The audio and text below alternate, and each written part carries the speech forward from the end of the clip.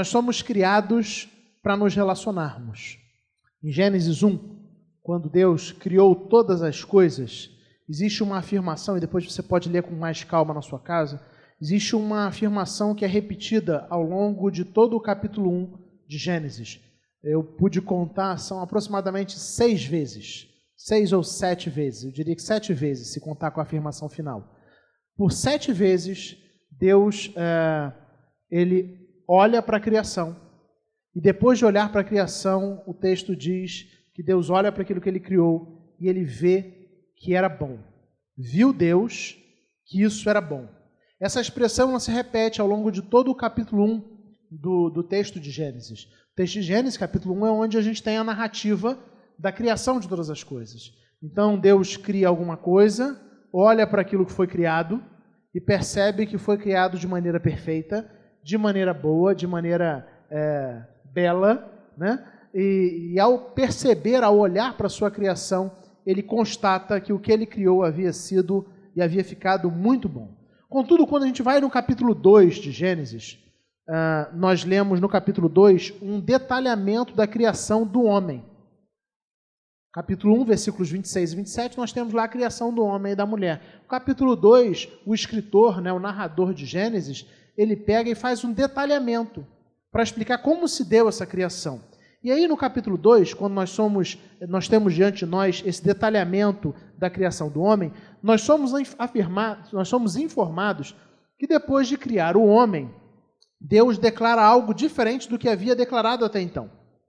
Se a cada dia da criação Deus cria algo e vê que aquilo é bom, fica satisfeito com o que Ele criou, depois de criar o homem, o que nós lemos no capítulo 2 é que Deus declara algo diferente. Ele diz que não é bom que o homem esteja só, farei para ele alguém que lhe auxilie e lhe corresponda.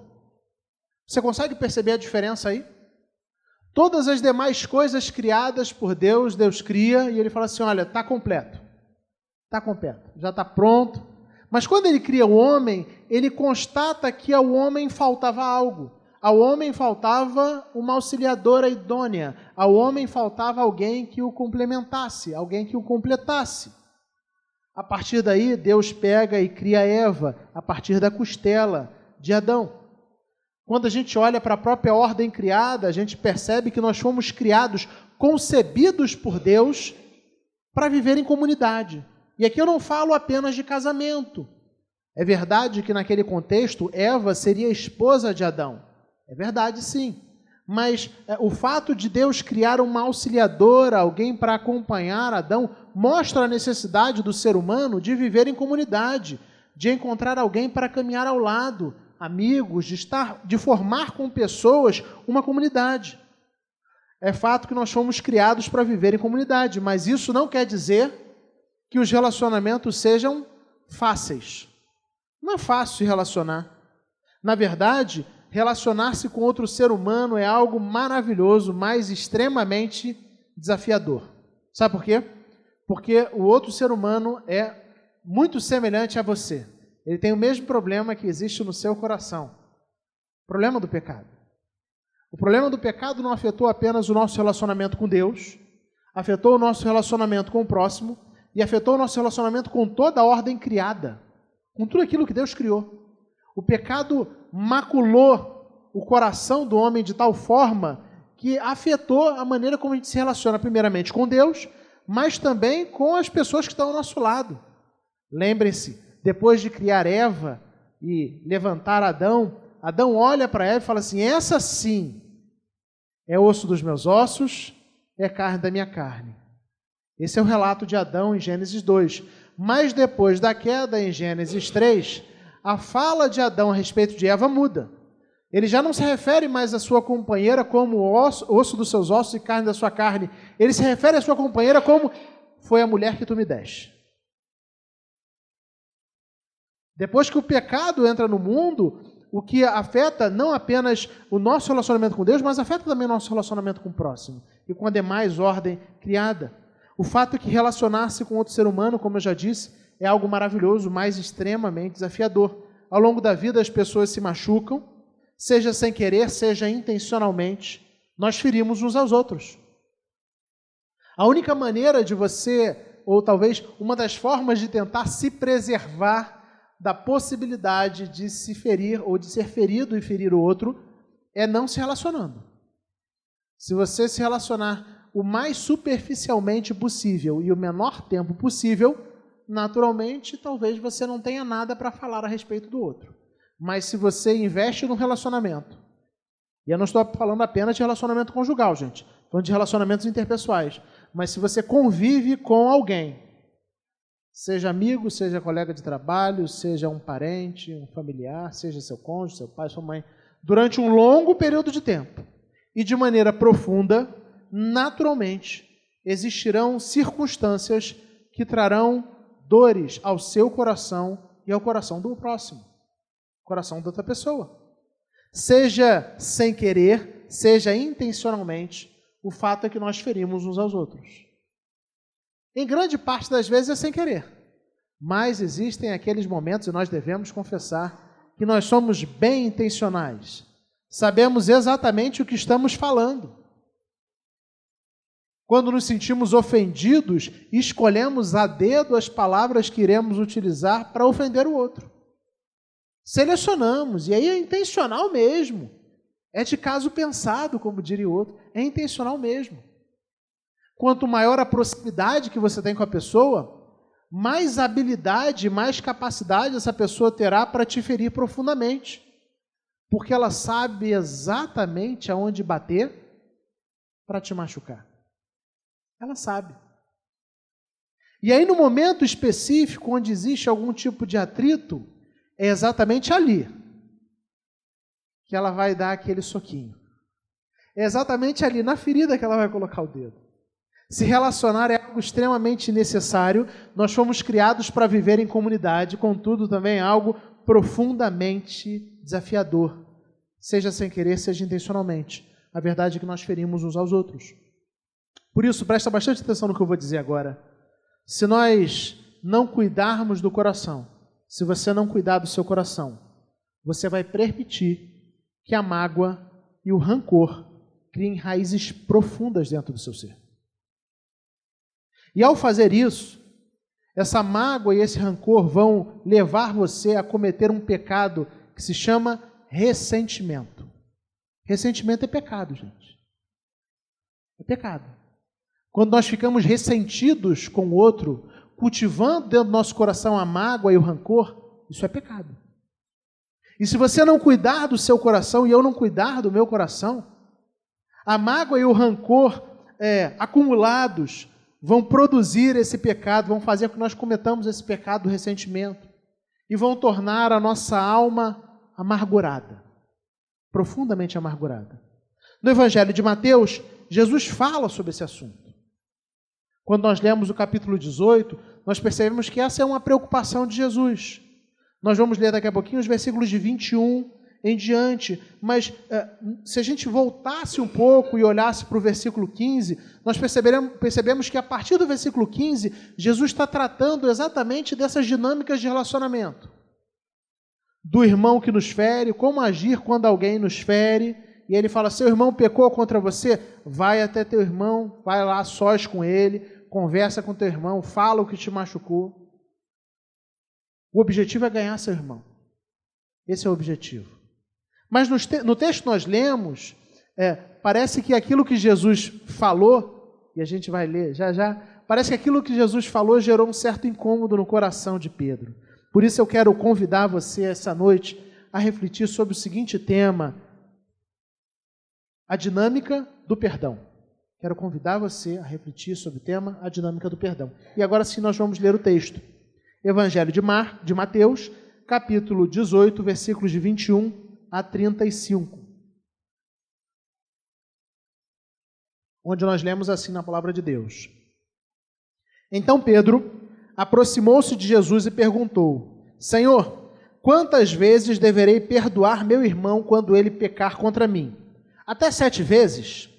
Jesus respondeu, eu lhe digo, não até 7, mas até 70 vezes 7. Por isso o reino dos céus é como um rei que desejava acertar conta com seus servos. Quando começou o acerto, foi trazido à sua presença um que lhe devia uma enorme quantidade de prata. Como não tinha condições de pagar, o Senhor ordenou que ele, sua mulher, seus filhos e tudo o que possuía fossem vendidos para pagar a dívida. O servo prostrou-se diante dele e lhe implorou: tem paciência comigo e eu te pagarei tudo. O senhor daquele servo teve compaixão dele, cancelou a dívida e o deixou ir. Mas quando aquele servo saiu, encontrou um dos seus conservos, que lhe devia 100 denários. Agarrou-o e começou a sufocá-lo, dizendo: pague-me o que você deve. Então o seu conservo caiu de joelhos, implorou-lhe: tenha paciência comigo e eu lhe pagarei. Mas ele não quis. Antes, saiu e mandou lançar na prisão, até que pagasse a dívida. Quando os outros servos, companheiros dele, viram o que havia acontecido, ficaram muito tristes e foram contar ao seu senhor tudo o que havia acontecido.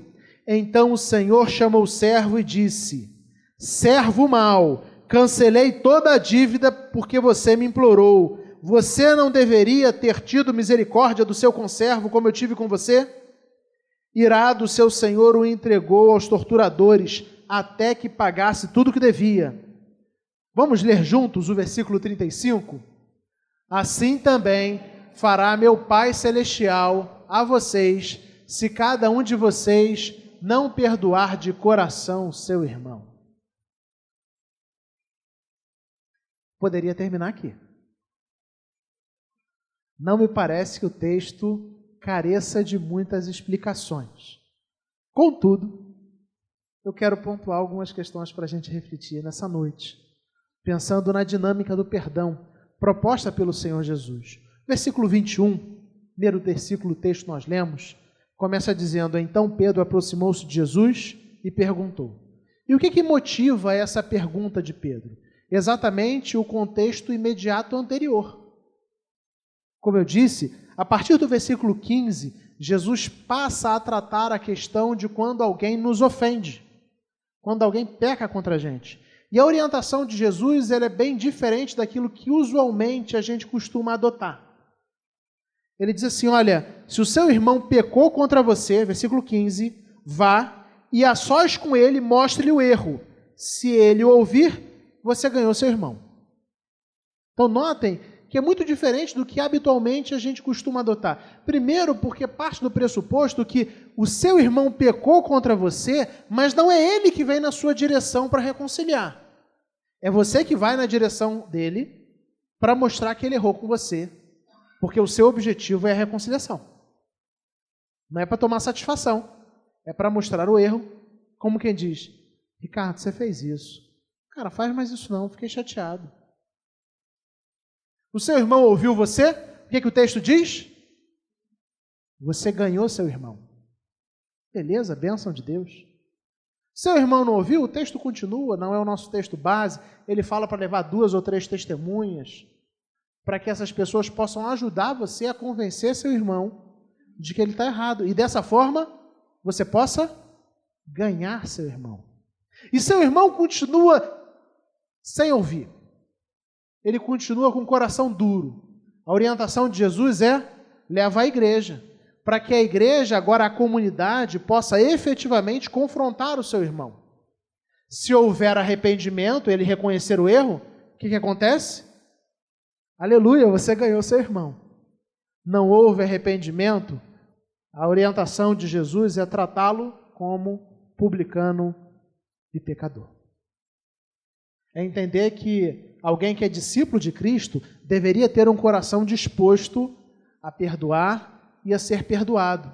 Ter a humildade de reconhecer os seus erros e que a falta do reconhecimento dos erros, mesmo depois de confrontos e oportunidades, é no mínimo uma sinalização de que talvez essa pessoa ainda não tenha sido alcançada pela graça do Senhor. É disso que Jesus está falando no contexto imediato anterior. Diante disso, Pedro ouve essas duras palavras, porque são duras palavras, e ele fica inquieto com isso. E aí ele pergunta, se aproxima de Jesus: Senhor, quantas vezes deverei perdoar a meu irmão quando ele pecar contra mim? Até 7 vezes?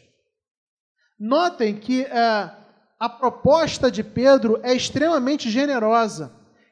Os comentaristas afirmam que entre os rabinos judeus da época, o consenso da generosidade era de que alguém deveria ser perdoado até a terceira vez. Alguém fez algo com você, você perdoa a primeira vez. A pessoa repetiu, você perdoa a segunda vez. A pessoa tornou a repetir, você vai perdoar a terceira vez. Mas daí para frente, entre os rabinos judeus, existia um consenso que você já não tinha mais a responsabilidade de perdoar. Quando Pedro propõe, então, vira para Jesus, já sabendo que a exigência de Jesus é sempre mais ampla, a exigência do Evangelho é sempre maior, ele faz uma proposta ousada. E vira para Jesus e diz: Senhor, até quantas vezes eu devo perdoar? Até 7?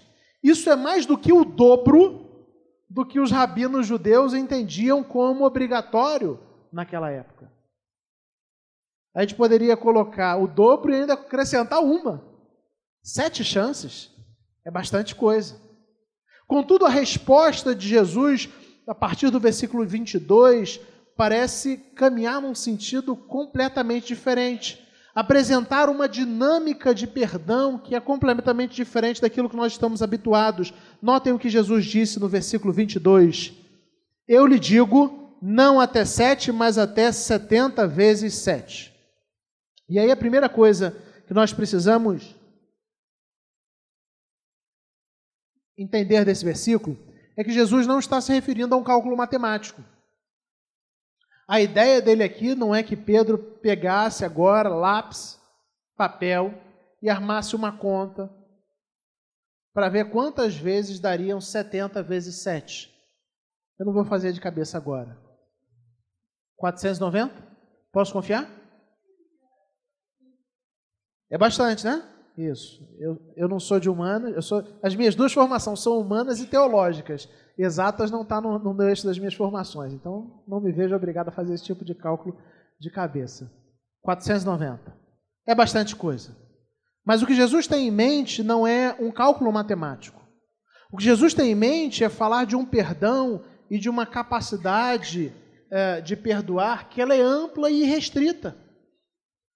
Que não está presa ao número, não está presa àquela fala tão comum que nós costumamos ter de eu já dei uma oportunidade a você. Quantas vezes nós mensuramos ou nós nos dispomos a dar perdão, a oferecer perdão a alguém a partir da reincidência ou não da pessoa? Talvez você já tenha se pego, se surpreendido com esse tipo de postura, como quem diz, olha, eu já dei uma chance. Você já errou comigo uma vez. Da outra vez eu te perdoei, mas dessa vez, o que Jesus não tem em mente é que nós façamos isso 490 vezes. Ele tem em mente a necessidade do nosso coração de ser um coração profundamente perdoador, encharcado por misericórdia e graça. E aí, para ilustrar isso, ele conta uma parábola, como costumeiramente ele faz. Ele começa no versículo 23, dizendo, o reino dos céus é como um rei que desejava acertar conta com seus servos. Quando começou o acerto, foi trazido à sua presença um que lhe devia uma enorme quantidade de prata. Nós não sabemos quanta prata era. Nós sabemos que a prata era, sim, continua sendo um metal precioso, e sabemos que se tratava de uma dívida, por assim dizer, na parábola, uma dívida impagável, uma dívida muito alta. O fato é que, logo em seguida, no versículo 25, o texto nos diz que aquele homem não tinha condição de pagar. Como não tinha condição de pagar, o Senhor ordenou que ele, sua mulher, seus filhos e tudo o que possuía fossem vendidos para pagar a dívida. Isso era uma prática, embora isso seja estranho no nosso tempo, essa era uma prática comum, inclusive, no contexto judaico. No contexto judaico existia a chamada escravidão por dívida. Você se tornava tão devedor, mas tão devedor que chegava um momento que você não tinha como pagar, você se vendia. Você vendia a sua força de trabalho. Vendia a sua força de trabalho familiar também. Evidentemente, em Israel, para os judeus, a escravidão era temporária. Depois de alguns anos, aquela dívida era considerada como quitada e você voltava a ganhar a sua liberdade. Mas Jesus está trabalhando com um conceito que é muito conhecido por eles, de alguém que chegou a uma falência tão grande, mas tão grande, que foi necessário que essa pessoa vendesse a si próprio e a seus familiares e a tudo que ele tinha para tentar pagar a dívida, e ainda assim aquele valor era insuficiente. O versículo 26 diz para a gente que o servo, na parábola, né? O servo prostrou-se diante dele, diante do Senhor, e lhe implorou: tem paciência comigo, e eu te pagarei tudo. O servo pediu mais tempo. Ele falou assim: olha, tem paciência. Eu prometo que eu vou me dedicar, eu vou juntar dinheiro, eu vou fazer hora extra, eu vou trabalhar mais, eu vou me empenhar mais, eu vou vender talvez alguns bens que eu tenha mais distantes, eu vou te pagar tudo. Vai demorar um tempo, porque a dívida é muito grande. É uma dívida para a qual eu não tenho recursos disponíveis para pagar, mas eu tenho um coração sincero e o desejo de te pagar. É surpreendente o que o texto diz logo em seguida, quando nós lemos o versículo 27. Vamos ler todos juntos? Vamos lá? O senhor daquele servo teve compaixão dele e cancelou a dívida e o deixou ir. Você nota o que aconteceu? O servo não pediu um cancelamento de dívida. O servo pediu mais tempo para pagar. Mas o Senhor sabia que aquela dívida era uma dívida impagável. Por isso, de acordo com o texto, movido por sua compaixão, movido por sua misericórdia, o que ele faz? Cancela a dívida e deixa aquele servo ir. Na dinâmica do texto, e a gente vai ver isso com mais clareza, esse Senhor é exatamente uma representação da maneira como Deus age ao nos perdoar. Deus não nos perdoa pensando na nossa capacidade de retribuir ou de quitar a dívida. Deus nos perdoa porque Ele enviou Jesus Cristo e Jesus Cristo quitou a dívida em nosso lugar. Ou seja, Ele mesmo assume a dívida. O Senhor daquele servo, assim como o nosso Senhor, cancelou a nossa dívida e nos deixou ir. Para fazer isso, o nosso Senhor teve que pagar a dívida, enviando o Filho dele na cruz, no nosso lugar. Mas o texto avança. E Jesus mais efetivamente começa a descrever essa dinâmica do perdão. Notem o versículo 28, onde a gente lê assim: mas quando aquele servo saiu, encontrou um dos seus conservos que lhe devia 100 denários. Agarrou e começou a sufocá-lo, dizendo: pague-me o que você deve. Então o seu conservo caiu de joelhos e implorou-lhe: tenha paciência comigo e eu lhe pagarei.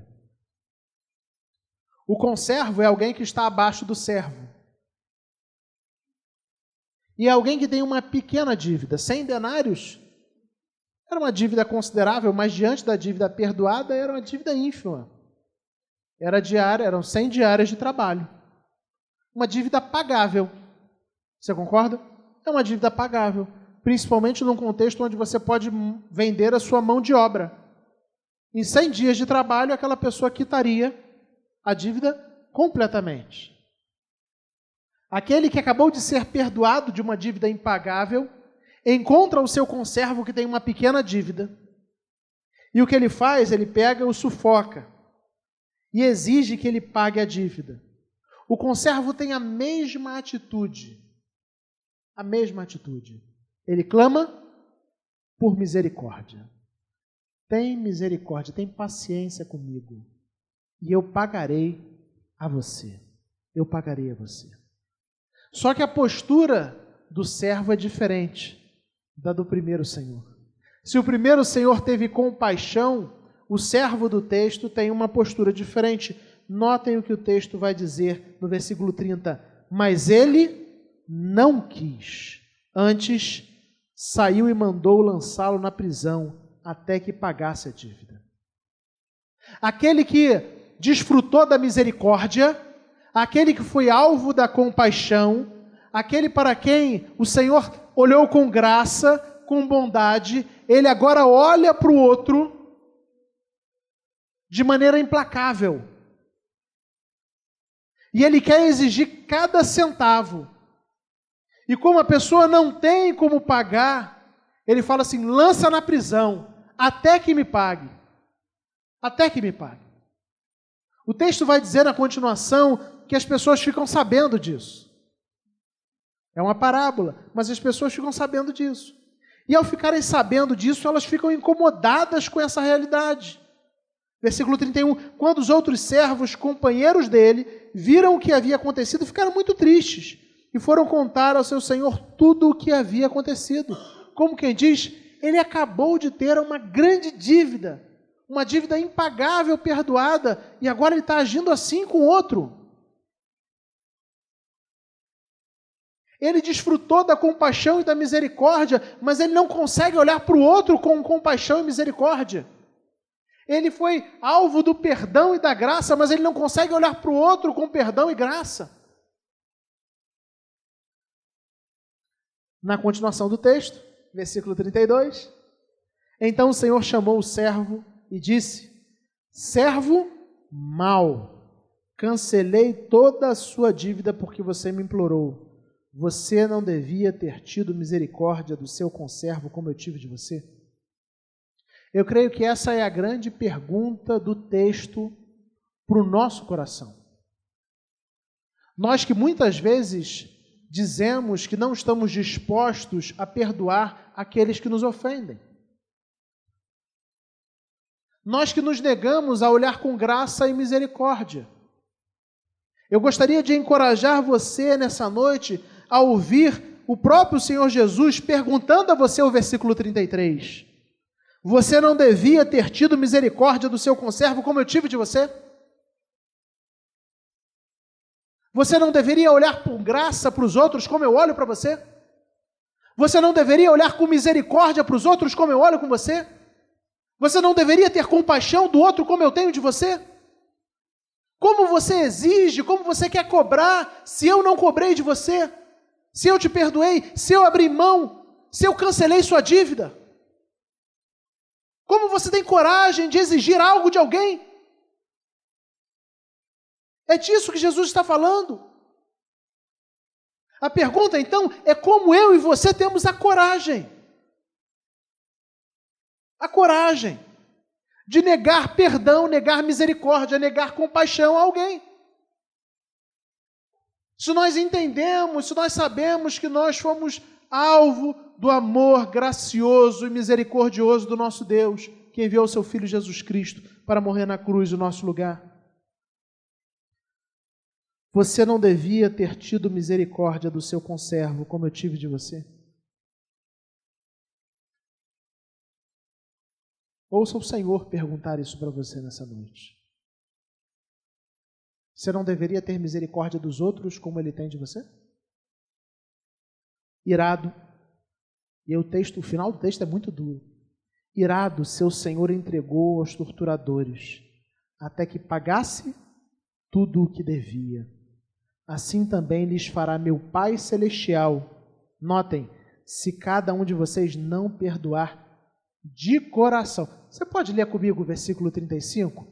Assim também fará meu Pai Celestial a vocês, se cada um de vocês não perdoar de coração seu irmão. Você sente como a situação ficou bastante estreita? Ele não está falando daquela perdão. Sabe quando você era pequenininho e você brigava com teu irmão? Estou falando teu irmão da sua casa, se você foi criado com o irmão. E aí seu pai e sua mãe pegavam, dava aquela chacoalhada nos dois e falou assim, pede perdão para o seu irmão. E aí você entre os dentes, perdão. Tem nada de coração, né? Mas pai mandou, a gente faz. Perdão. Só que o texto fala que não é esse tipo, não. Ele fala que é necessário perdoar de coração. Mais do que isso, ele fala de alguém que é entregue aos torturadores, até que pague tudo o que devia. A dinâmica do perdão aponta para a necessidade de nós entendermos o quanto fomos perdoados por Deus, o quanto Deus nos trata com compaixão e misericórdia, e olharmos para o outro, para o próximo, com compaixão e misericórdia. A dinâmica do perdão é entender que Jesus nos perdoou de coração e que nós devemos perdoar o outro de coração. Quando a gente olha para as Escrituras, a gente percebe muito claramente que Jesus sempre foi muito cuidadoso nos evangelhos em falar, quando ele fala do nosso perdão, do perdão de Deus por nós, em atrelar ou colocar sempre muito próximo a ideia da gente entender que o perdão ao próximo tem a ver com o perdão que nós recebemos de Deus. Essa é a verdadeira motivação. Eu já disse aqui algumas vezes, perdão não é para quem merece. Quantas vezes eu já ouvi pessoas dizendo assim, mas essa pessoa não merece o meu perdão. E quem disse que perdão é para quem merece? Se fosse assim, Deus não iria nos perdoar, porque eu não sei você, eu não mereço perdão. Perdão é para quem precisa. Perdão é para quem precisa. Quando a gente olha para o texto, a gente vê um Deus que é movido por sua compaixão. Um coração encharcado de graça e misericórdia, que resolve não esperar mais tempo para que a dívida seja paga. Já seria muito bondoso, não é? Humanamente é generosidade. Alguém tem uma dívida alta com você, chegou o momento da cobrança e você fala assim, na sua generosidade, você fala assim, não, vou fazer o seguinte, você não tem como pagar agora, Felipe? Eu vou dar mais tempo para você. Vocês concordam que isso já seria um ato de generosidade? Na minha opinião, sim. Mas o Senhor do texto, ele não é um Senhor que dá mais tempo para pagar. Ele é um Senhor que cancela a dívida. E sabe o que tem a ver? Sabe o que significa cancelar a dívida? Quem cancela a dívida assume o custo. O perdão sempre é custoso. No caso do seu perdão e do meu perdão, custou o sangue do Filho unigênito de Deus. Entenda uma coisa, para você perdoar alguém, vai ser custoso. Vai ser custoso para você. Não é fácil. Passar por cima dos erros, olhar com graça, com misericórdia, com compaixão. Mas me ofendeu. Sim, nós ofendemos o Senhor, a ofensa foi real. Quem disse que não teria custo? Cancelar a dívida o perdão exige o cancelamento da dívida, e o cancelamento da dívida exige que você assuma o custo. Essa é a dinâmica do perdão apresentada aqui no Evangelho.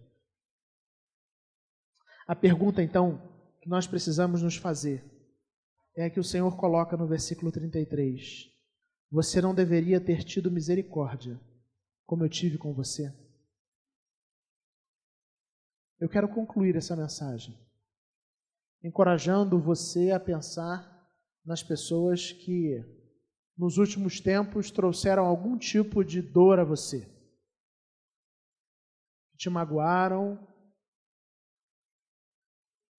que machucaram você, que foram injustas, ou que pelo menos você entenda dessa forma, né? Toda história tem dois lados. Às vezes você acha que você está cheio de razão, mas não é bem assim. Mas enfim, se você entende que alguém te machucou, eu quero encorajar você a ouvir o Senhor Jesus perguntando para você nessa noite, você não deveria ter misericórdia como eu tive de você?